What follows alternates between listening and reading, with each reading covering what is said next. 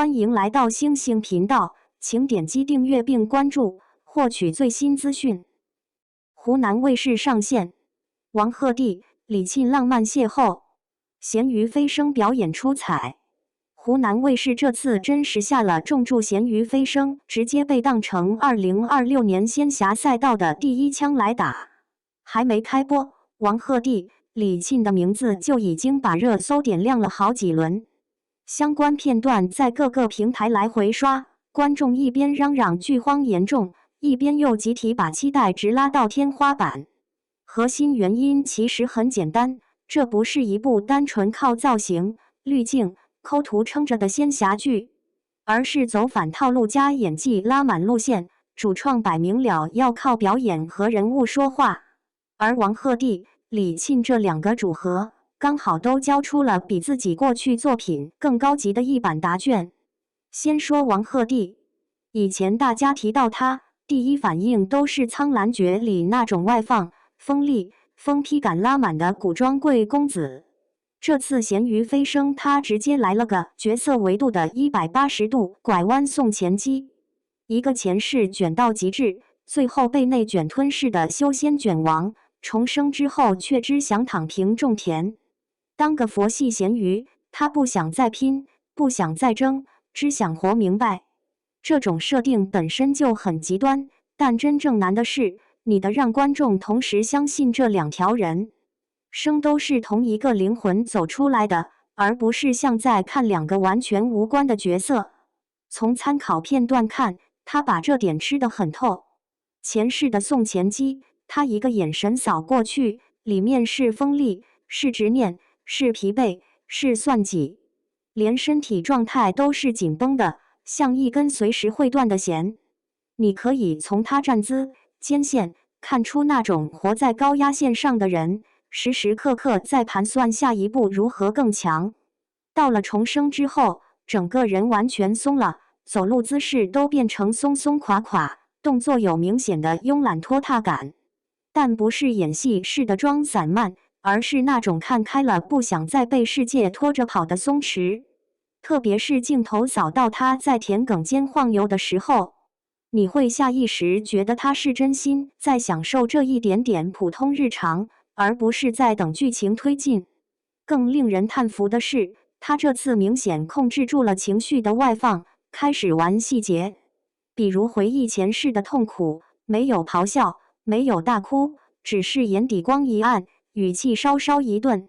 那一瞬间的愧疚就直接打到你心里。再比如别人劝他卷回去继续修仙时，他拒绝的不激烈，语气又淡又坚定，那种我真的已经活明白了的态度，比任何高声宣誓更有冲击力。如果对比他在《苍兰诀》里的表演，你会感觉到属于演员的成长路径。以前更靠外放情绪撑场，现在开始尝试用微表情、身体松紧、语气变化去塑造人物，这就是从好看往好演的那一步。李沁这边，他的妙烟就更有意思。传统仙侠里的白月光大多跟柔弱、苦情、受伤绑定在一起，但咸鱼飞升明显不想这么玩。妙烟是男主前世的遗憾，也是今生主动回头试图弥补的存在。他有愧疚，有温柔，但更重要的是他的坚韧和守护欲，是能并肩作战的伴侣，而不是要被保护的娇花。李沁的优势恰好就在这，眼神戏极其细腻，脸又很干净，能同时装下温柔和锋利，这点从《庆余年》开始就很明显，这次则被用到了极致。参考片段里，他看向王鹤棣时，眼睛里那种柔软，是能滴出水的怜惜和心疼，很典型的想弥补你的人的目光。但只要一遇到外界危机，整个人的气场立刻切换，眼神变得清亮、坚定，面对冲突时毫不退缩。这种转换靠的不是声嘶力竭，而是一个目光，一点眉眼的收紧。你会很自然地接受，这个角色既是他的遗憾，也是他的依靠。他没把自己活成别人的附属，而是把爱情当成共同选择，而不是被选择。把两个人放在一起，对手戏就有看头了。咸鱼飞升没有那种满天飞的工业糖精，没有动不动误会30级，重逢靠巧合这种老套操作，而是给了一种成年人之间的相处模式，互相理解，互相守护，知道彼此的伤口，也尊重彼此的选择。新疆江布拉克的实景麦田拍摄是一个很关键的氛围锚点，在那样的环境里，两个人只需要一个对视，一句对话，历经沧桑后依然选择彼此的情绪就自然溢出来，比任何堆砌台词、刻意撒糖都更有质感。你不会觉得他们在演恋爱，而是会觉得这是两个走过一大圈才重新碰到一起的人，带着遗憾、和解和笃定。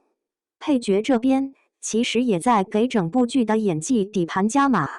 荣梓杉演的小跟班是典型的憨憨中心型，存在感强，但不是为了搞笑而搞笑的那种工具人，而是能给主线情绪做缓冲和托底的角色，既是快乐源泉，也是情感辅助线。汪铎饰演的神秘角色，则明显是负责张力和悬念的，不是那种脸谱化的反派，而是气场强、目的不明的变量。一旦处理得好，能把整部剧的冲突层次拉高一个档次。回到这部剧为什么能为播先火，仙侠市场这2年最明显的变化，就是观众对反套路的渴望和对真情感的警惕并存。一方面，大家已经被流水线仙侠喂怕了，抠图打光、浮夸滤镜、脸谱化人设、强行误会、堆糖加虐，这一套谁都熟，谁也不想再看。另一方面，观众嘴上说只想看脸，实际上只要给他们一个角色成长逻辑合理、情感关系不过度操控的剧，他们的反馈会非常直接。咸鱼飞升现在的讨论度，很大一部分就在于它从设定开始就传递出一种我不按老路走的信号，男主是主动躺平的钱卷王，不是天选就是难。女主是带着愧疚回头的白月光，但不是等着被原谅的工具人。两个人是双向奔赴，不是单向追逐。这时候，湖南卫视和芒果 TV 的选择就显得很关键。把这样一部带有类型升级意味的仙侠放到一线卫视黄金档，再叠加自家平台的宣推资源，本身就是一种态度，不是把它当甜档剧，而是当成年度标杆项目来打。而在剧本之外，真正把这份野心落地的是王鹤棣、李沁等人交出的表演结果。参考文章里有一句评价很准：咸鱼飞升之所以有筋骨，是因为有反套路剧情和电影级实景，但真正给这个故事装上血肉和灵魂的，是演员精准而富有层次的表演。他们不是在完成角色，而是在成为角色。这一点放在国产仙侠的大盘里看，含金量非常高。再往后看，这部剧其实会成为一个很好的观察样本，一部不靠流量噱头，更多押宝在表演和人物关系上的仙侠，在当下市场能跑到什么程度？